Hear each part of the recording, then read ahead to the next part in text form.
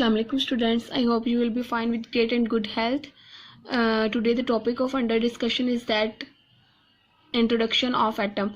First we discussed about ourselves. Subject science class 7 unit number 6 composition of matter.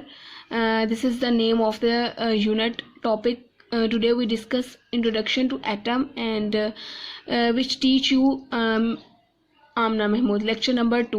So we start about introduction of atom, how atom is composed. In previous lecture we discussed about the matter. What is matter? Because the unit is composition of matter, so we know about the basic things of matter.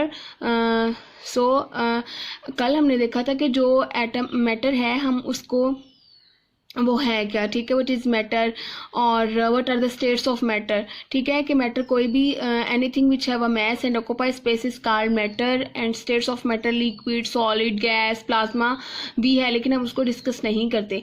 Now we discuss about the introduction of matter. Atom is composed of, ठीक है, atom जो है वो किससे मिलकर बनते हैं.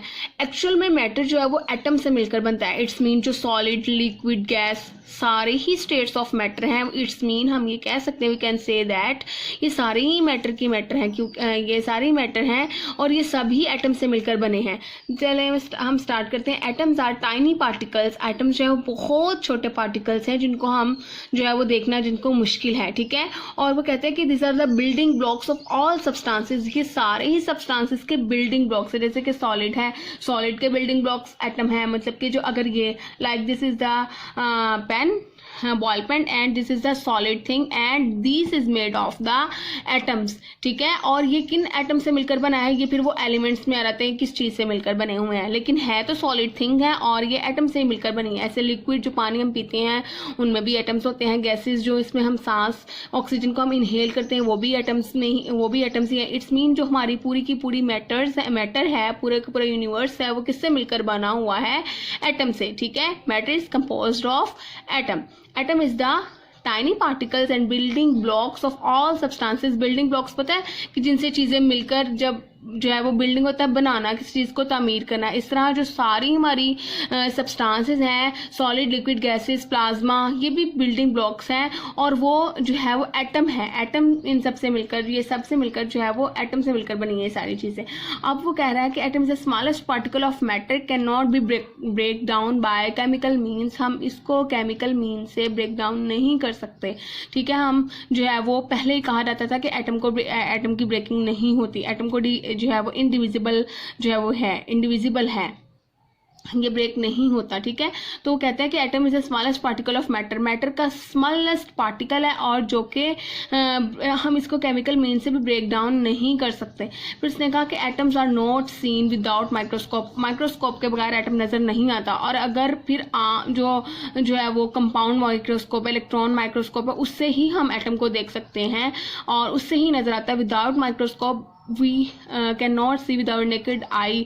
हम एटम को ऐसे नहीं देख सकते और इसके लिए वो यूज़ करते हैं, we use the microscope. Microscope में भी आ जाता है इलेक्ट्रॉन माइक्रोस्कोप या कोई और माइक्रोस्कोप हम यूज़ कर रहे हैं to see the atom, structure of atoms, atoms को देखने के लिए. ठीक है, हमें इतना तो हमें पता चल गया कि जो पूरी मैटर है हमारी वो एटम से मिलकर बनी हुई है. ये भी एटम है. ठीक है, अगर ये पेपर है ये भी एटम से मिलकर बना है क्योंकि ये भी मैटर है. ठीक है, ये सॉलिड थिंग है. फिर हमने कहा कि जो ये हार्डबोर्ड है ये भी जो है वो मैटर से ही मिलकर बना हुआ है.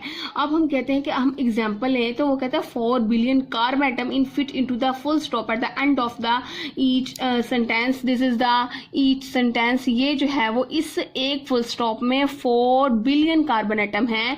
अगर आप जो है वो लेड पेंसिल है ना, हम लिखते हैं कि वो जो उसका जो है वो नोक होती है, सिक्का जिसको हम कहते हैं लेड पेंसिल का, वो कार्बन है. ठीक है, उस कार्बन में अगर उससे हम फुल स्टॉप लगाते हैं तो उसको जो वो फुल स्टॉप लगाते जाता है तो उसके जो ये फुल स्टॉप है इसमें 4 बिलियन कार्बन एटम प्रेजेंट है, ठीक है। तो ये भी एक मैटर है, क्योंकि मैटर और ये जो है वो किससे मिलकर बना हुआ है, एटम से, और इसमें कौन सा एटम है, कार्बन एटम प्रेजेंट है, ठीक है। ये एग्जांपल हो गई। इन एंशिएंट टाइम्स पहले कहा जाता था कि जो एटम है वो इनडिविजिबल है, एटम को हम डिवाइड नहीं कर सकते। जो पहले साइंटिस्ट थे वो ये कहते थे कि एटम कभी भी डिवाइड नहीं होगा, इंडिविजिबल पार्टिकल्स है, हम इसको किसी भी मतलब कि ये एटम है बस, ये आगे इसके सब एटॉमिक पार्टिकल्स नहीं है। लेकिन जब अब देखें तो अब जो साइंटिस्ट हैं, ठीक है, मतलब कुछ अर्लियर टाइम्स में, कुछ सालों पहले तक उन्होंने अब ये कहा है कि जो एटम्स हैं वो डिविजिबल है।